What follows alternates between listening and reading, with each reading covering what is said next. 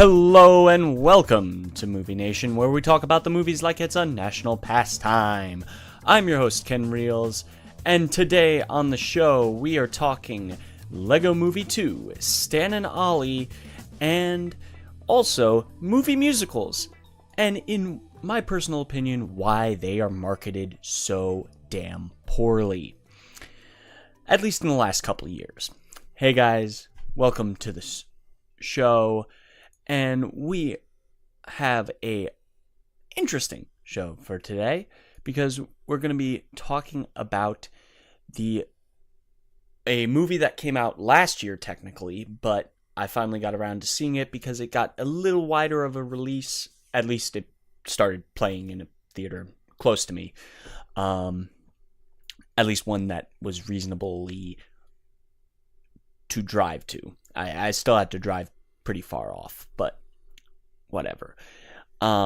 We also have, of course, your news for today. We're going to be talking about a new release date from Disney, as well as a failed a production that got canceled, and a new trailer.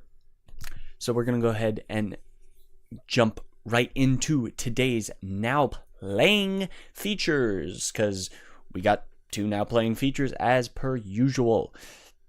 And we have the new, well, relatively new movie from BBC Films, The Story of Stan and Ollie. That is Oliver. That is it's Stan and Ollie is the story of, well, the classic duo, Oliver and Hardy. This is a good movie.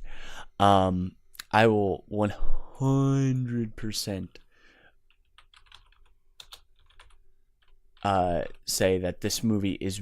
I will 100% say that this movie is absolutely amazing. It's a story of Laurel and Hardy. If you love Laurel and Hardy, this is a very, very good film, full of really two very, very good performances from John C. Reilly, as well as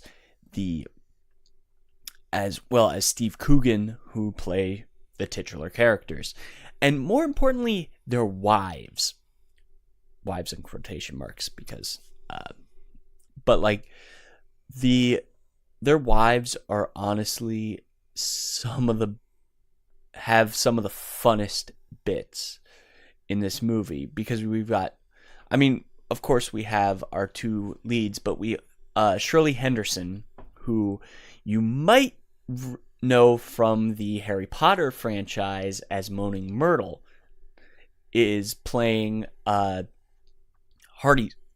wife, and she is so good, and she has just that spunk to her that is absolutely phenomenal. And then you have Suzanne, you have Nina Arianda. Sorry, I'm trying to pronounce that name and there's something in my eye. Whatever.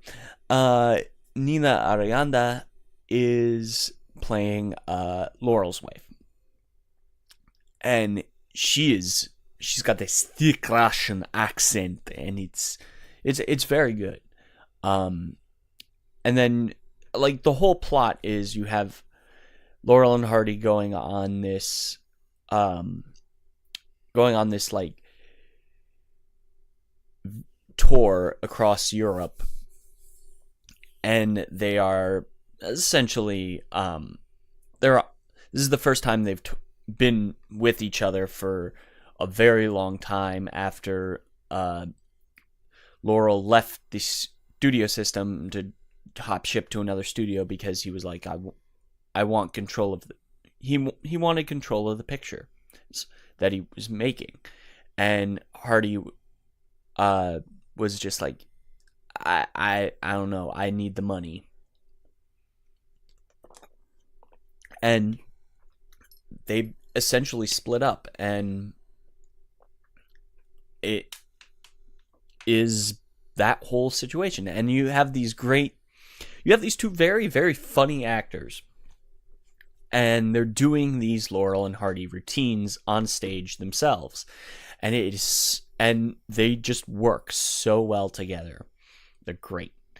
And then you also get, while they're on this tour, Laurel's writing a script for a film that never got made. And it was them in the world of Robin Hood. And it would have been, and we do get a little glimpse of it actually during the bits of the, and we do get like one bit in the movie of what this movie could have been, just like a good little gag. And we just have this situation where we have Hardy, just like his health was failing him near the end of the tour, and he decided, I'm just gonna perform. I'm a performer. That is what I do. And that's what he did. They finished the tour, and not long after, he passed away, and then Laurel ended up passing away a couple of years later. But it's just these two men who are near the end of their careers and just kind of coming to terms with the fact that people still need to laugh and the show must go on. And it's a very sweet, sweet film. I really did love this film. I thought it was solid through and through, and I'm glad I actually decided to go see it. And that leads us into the big film of the week. That is the Lego Movie 2, the second part. Now, Lego Movie 2 is not as good as the first one. Just flat out not as good as the first one, because it had no reason, there was no way you were going to top the first one. What happens specifically is that it's just not, it's not as surprising. Like, what surprises me the most about this movie is that it works well. It works really, really well. It just doesn't go all the way, per se. And I think that is shown in the box office, because it didn't make that much money. And it really was something, it's good. It's a good film. And what really shocked me specifically when I went to go see this film was the fact that I went in to see it IMAX. It was a pretty late show, so I'm not too mad. I'm not too kind of weirded out about it, but it does show a precedent, because they didn't make much money at the box office this weekend. But I walked in to the IMAX like 5 minutes before the show started, and no one was in there. Not a single person. It was weird. There were a few people that showed up after watching while the trailers were playing, but overall there was like maybe 10 of us in there, and it was a late screening. It was like a 9:40 screening, something like that. But like no one was in there, and it was really weird. Like, I've never been like the local IMAX, I've never been in that theater empty. It was empty, and that was really the crazy thing. But it like, this movie is not bad. This movie is not bad. It's not as good as the first one. And I think the first one is a phenomenal film. And I think this movie is faulty because of that. I think it was never going to live up to the first one, and as a result, it just doesn't work as well. I laughed, I enjoyed myself, but it's not. It can never live up to that first one, especially with the shock of, like the sheer shock that this is all in a boy's mind. And now we're in this second one and it's like, okay, we kind of understand what's going on in the real world, and we get a lot of flashes to the real world situation, and it just doesn't work as well as as the first one. It just doesn't work as well as the first one, and I think I'm gonna just keep repeating myself by saying that. I think this is brilliantly animated. There's some great bits of animation, and even the live action segments with the Lego minifigs are really, really cool. There's some really cool stuff that they do with that in this one, and it is a paint by numbers film. It is paint by numbers. The script is very simple. You're going to be able, as an adult, you're going to be able to basically okay, I know where this is going. I can enjoy myself. The kids will enjoy themselves somewhat. It just does not live up to the original in any way, shape, or form. It's good. It's good. It's good. There's some issues, and not everyone's going to love it, but it's good. It's a solid 8 out of 10, and with Stan and Ollie, I'd give that a solid 9 out of 10. It's as simple as that. So, and with that, we're going to go ahead and transition into our news segments. So, first up on the news docket, we've got an official release date for the Wicked movie. It gets a new Christmas release date of 2021. Now, Universal Pictures continues to dangle a long-awaited Wicked movie in front of us, setting a new December 22nd, 2021 release date for the Broadway musical adaptation. The project was first announced back in 2012, with Oscar-nominated Billy Elliot and The Hour's filmmaker Stephen Daldry directing, and Winnie Holzman, who wrote the Broadway book, penning the screenplay alongside screenwriters Stephen Schwartz. Since that time, however, movement has been slow going. Universal last year pulled Wicked from its proposed 2020 release date and replaced it with the Oscar winner Tony Hooper's Cats adaptation. So we're going to get a Cats adaptation in 2020, starring Taylor Swift. Oh boy, I can't wait for that. Not really. That project is currently in production, and now appears Universal is finally ready to get going on Wicked. For those unaware, the story is the prequel, the sequel to Wizard of Oz, told from the point of view of the witches Elpha, the Wicked Witch of the West, and Galinda, the Good Witch. Idina Menzel and Kristen Chenoweth originated lead roles on Broadway, and the show is packed with tremendous songs and emotional story and eye-popping set design. It's ripe for a feature film adaptation if done the right way, so I suppose it's a good sign that Universal has been taking its time. It'll be interesting to see who lands the two lead roles. Mark Platt, who produced La La Land and Mary Poppins Returns, is on board to produce, and Daldry, who directed a lot of Netflix series The Crown, certainly has experience with musicals, so he is still on technically. He did an adaptation of Billy Elliot. Currently, the only other film scheduled for December 22nd, 2021 is an untitled Disney live-action film and an untitled Warner Brothers animated film. Avatar 3 hits theaters that previous Friday on the 17th, but given the holiday timing, one imagines Wicked has the potential to be a massive box office hit.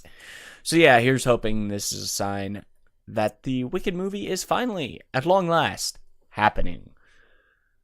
One can hope. So, I know Wicked. I've seen Wicked on Broadway. I didn't see it with Chenoweth and Adina, but I did see the production, and it is a very good musical. I'm looking forward to what it has in store. And now for the next thing on our docket, Paramount has scrapped David Fincher's World War Z 2 over budget concerns. So, for those of you who are unaware, there was a World War Z sequel in the works from David Fincher as director. The social network filmmaker has flirted with big properties over the years, ranging from Mission Impossible 3 to 20,000 Leagues Under the Sea, which has actually not been readapted yet. None of which have ever come to fruition. It appears he finally be able to leap with World War Z 2, zombie sequel that would reunite Fincher with his longtime friend and collaborator Brad Pitt, but Paramount has now pulled the plug on the project just as it was gearing up to start filming this summer. As per the playlist, Paramount made the decision last night not to move forward with World War Z 2, despite the fact that the production has already been making plans to shoot in 5 different countries, including the 6-month shoot in Atlanta. Budget is apparently to blame, but while the playlist says Fincher's figure was below the first movie's $190 million budget, sources close to the production tell Collider that Fincher's budget was actually over the original budget of the first one, which was $190 million. That's ridiculous. That's a ridiculous amount of money for a zombie movie. I'm sorry. Go fuck yourself. And zombies are really easy to create, but with World War Z, they had a fast zombie, so the zombies were all CG, which is fun. And I'll be honest, the first World War Z, I did not like at all. It was really, really bad. As for Paramount became uneasy with Fincher's figure, given that was not only an R-rated sequel to the movie, but came out 6 years later, but a China release for the film is out of the question, given the country's ban on zombie-related content. So it wasn't going to make its money in China, and also specifically because Paramount is essentially got a lot of Chinese backing, because that's really the only place that they can get their backing nowadays. Frankly, it's a lose-lose situation for Paramount. Paramount has not been having a good decade. Like the last decade, really the only thing they have left in terms of major tentpoles is the Transformers franchise and Mission Impossible. That's it. That's all they have. In terms of big holding up the studio kind of movies. And box office misfires like Annihilation and Bumblebee, alongside admittedly impressive hits like Mission Impossible Fallout and A Quiet Place. I hate this. I hate when people talk about Bumblebee as a failure. It is not a failure. Like, looking at the numbers, it is not a failure. Fuck you. I'm sick and tired of this notion that movies that don't make big budget movies that don't make $100 million at the box office are failures. Fuck you. I'm sick of this stuff. This is a bummer. Fincher is one of the best and most ambitious directors, blah, blah, blah. Basically, like, Paramount has nothing. They have nothing. It just does not. It doesn't look good for Paramount in the near future, and the scrapping of World War Z is probably ew, it's not a good sign. And that leads us into the big trailer for this week. I decided to choose a trailer that kind of surprised me. And this was the first trailer for The Sun Is Also a Star, which is another young adult adaptation. However, I will say the big thing about this movie is that I have such an amazing opinion on how these leads have chemistry. Like, these leads have some major chemistry to them, and it works. It works a lot. I'm incredibly shocked how great these two leads have in terms of chemistry. And I think that's the big standout. That is the big standout of this movie as a whole. Like, I really dig this movie. I really dig this trailer anyway. And I'm interested. I'm interested in what this movie could do. This movie could easily be very well done. And Warner Brothers hasn't had a terrible track record with these young adult adaptation romance films. Love, Simon last year was phenomenal, and I believe that was done by Warner Brothers. So I'm looking forward. I'm very much looking forward to this, and I like the whole concept of, okay, this woman, this young woman is an immigrant and is being deported, and she falls in love with a guy on her last day in the U.S., and it's such an amazing bit of tension, and I'm interested in what this movie could bring in terms of just pulling at my heartstrings. I really do I am definitely gonna check this movie out. It just works, and the chemistry is so freaking real. Like, the chemistry between these leads is so friggin' real. So that is The Sun Is Also a Star, and that is coming out in May. And with that, we're going to go ahead and dive into our talk on movie musicals, because I've got some opinions on a lot of movie musicals lately. As you heard, as I played during the opening for the live stream, I think that The Greatest Showman is one of the best musicals out there. And the one thing that I think a lot of people were not too happy with was the fact that this movie was it was not marketed in a way that made any goddamn sense, because some people went into the movie not knowing it was a musical, and that is something absolutely ridiculous to think about. Like, that a musical wasn't marketed as a musical. Even when La La Land came out, La La Land, a lot of people then gleamed on the fact that it was a musical, but some people, when it first was marketed, they didn't know it was a musical. And I'm hating that this is something that is going on today. And it just aggravates me to no end. And what really is a big thing that I was super attracted to is that recently there was a trailer that dropped for The Ugly Dolls, which that first trailer, like, immediately I'm going, okay, this is possibly going to be a musical.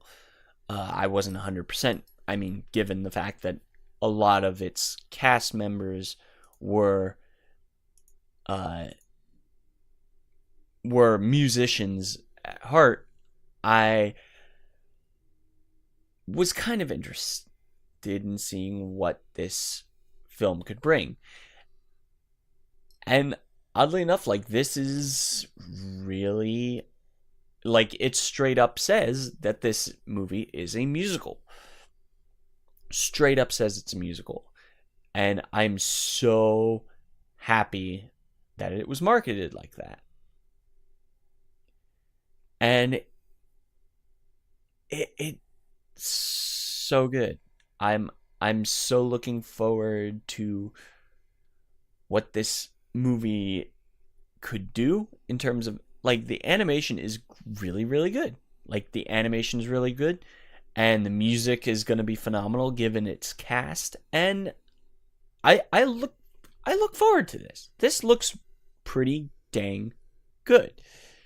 And yeah, animated musical event. So we're finally getting marketing of musicals. And I think that is a great thing to happen. And it boggles my mind. Last year, I saw a movie called Smallfoot. And what I had no friggin' clue about was that it was a musical. And it was not marketed as a musical. And that, to me, is the craziest thing. Because, like, the movie opens with a big old musical number from Channing Tatum, which, oddly enough, was really, really good. And I should have seen the signs, because you had Common in it, you had Zendaya is in it, you have all these musical people. So it just kind of weirded me out that, okay, so it is a musical. And then when I'm watching the movie, I'm just like, wow, this is actually really funny and good. And the music was phenomenal. Like, the opening bit was probably one of my favorites. And I'm just laughing at this trailer. And you have a lot of this music, and you just like, I'm like, okay, I'm looking forward to what this. I was looking into it, and I'm just like, this movie is pretty good. And this is the problem. The problem is, I didn't go in thinking it was a musical. If I had gone in knowing it was a musical, I would have had my expectations a little higher than it was. And it kind of blew, and I was kind of weirded out. I was weirded out when I went to go see Smallfoot. But I really dug it. I really dug Smallfoot. And I went in knowing The Greatest Showman was a musical, but I know a lot of people didn't. A lot of people didn't know that The Greatest Showman was a musical. They were just kind of like, okay, Hugh Jackman, I'm in. Hugh Jackman, Zac Efron. It's pretty good cast. I'll go ahead and see what this movie is. And it Greatest Showman, great movie. Say what you will about the politics and how you're bringing a character like P.T. Barnum, who is a terrible human being in real life, in a very nice light. You can argue that's not a good thing. But yeah, I'm happy that we are now getting, especially with when I saw that new Ugly Dolls trailer from this week. I went and said, "Oh, finally, we've got a great musical. Like we actually legit are marketing it as a musical." Um, and I think that the idea of a musical is isn't a bad thing. There are a couple of musicals in the last couple years, even animated ones, where I'm just like, yeah, these are good. Tangled is a phenomenal one. I mean, obviously, you can talk about Frozen a million times over. Frozen was a decent story. I would say Tangled. I like Tangled more than Frozen, but they're both really, really good musicals. And what I want is more of marketers to stop pushing the idea that musicals are taboo. Right?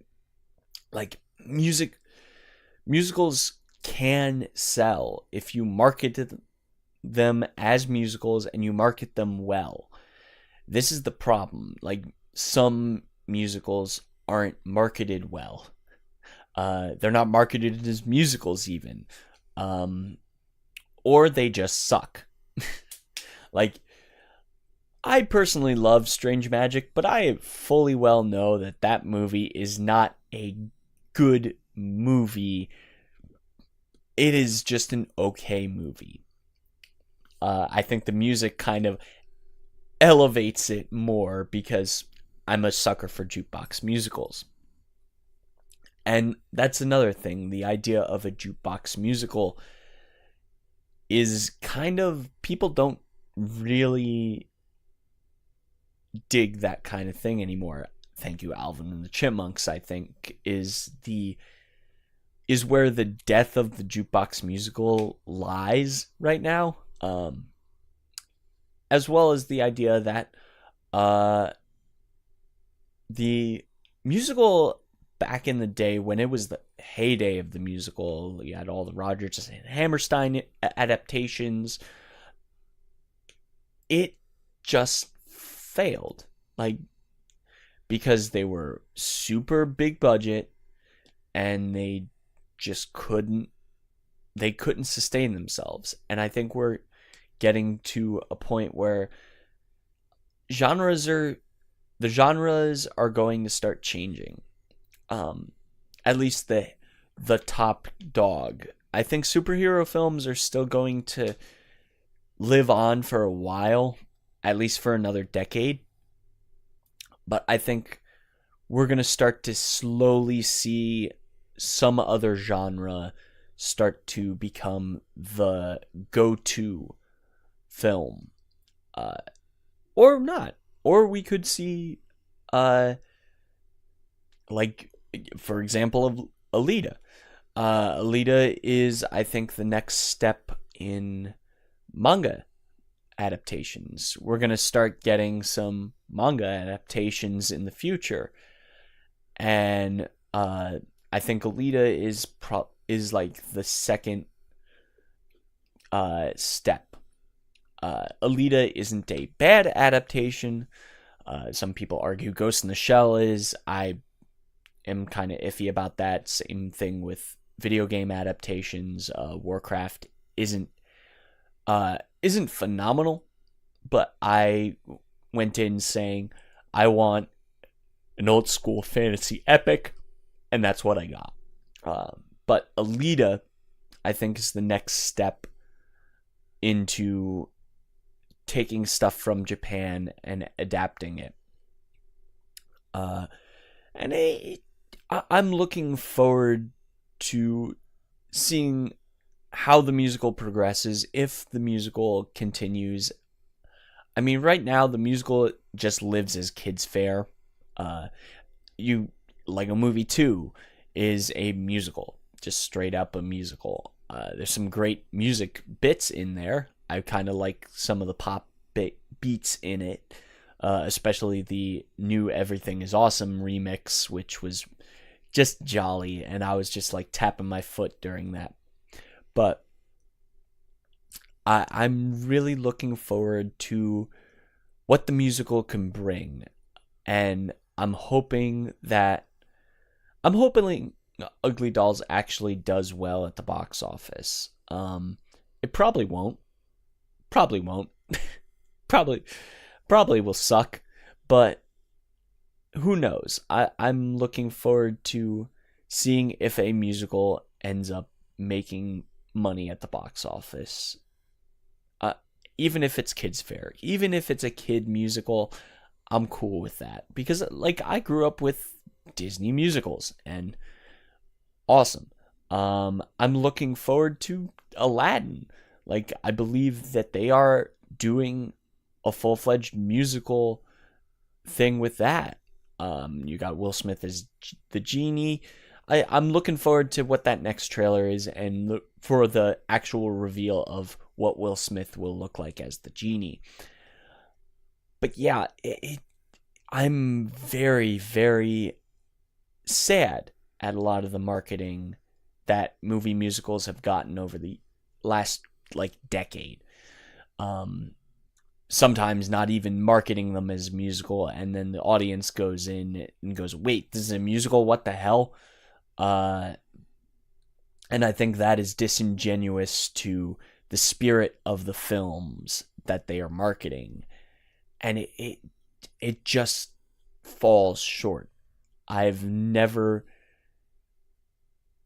really loved a movie that wasn't marketed as a musical, or I go in knowing it's a musical, because I think it hampers my reaction, because I'm not in that mindset when I go into the theater, and then I start hearing musical numbers starting. I'm like, wait, this is a musical? Oh shit.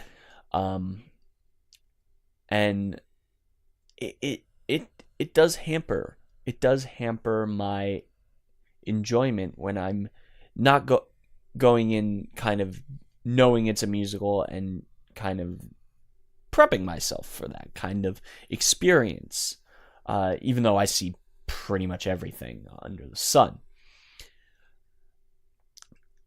But I'm just so iffy about it. I'm so iffy about what the future could hold for movie musicals. And I'm hoping that the musical will continue and be great. Like, I want the movie musical to continue and be great. And I don't think it will be a bad thing, like, at all. I'm really, really hoping that it succeeds. I'm really hoping that we continue to get ambitious musicals, even if they are just kids' fare. And actually, with that, guys, we're going to actually end this episode off. So, thank you guys for listening. You can follow me at Ken Reels pretty much everywhere. At Ken Reels on Instagram, Twitter. You can find the show Movie Nation Pod on Twitter, movie-nation.com, all that jazz, and we will be out of here. So, yeah. Thank you for listening to Movie Nation. Where shall I go? What shall I do? Frankly, my dear, I don't give a damn. You can like us on Facebook. Go to facebook.com/Movie Nation Podcast, or follow us on Twitter at Movie Nation Pod. Nobody likes you. Everybody hates you. If that's so, and you would like to get in contact with us or leave feedback for the show, you can do so at the respective socials, or send us an email, movienation@hotmail.com. That's movienation@hotmail.com. Or you can do so on our episode post over at movie-nation.com. That's movie-nation.com. And tell our enemies, that they may take our lives, but they'll never take our freedom! And you have the freedom to listen to us next time. Is looking at you, kid.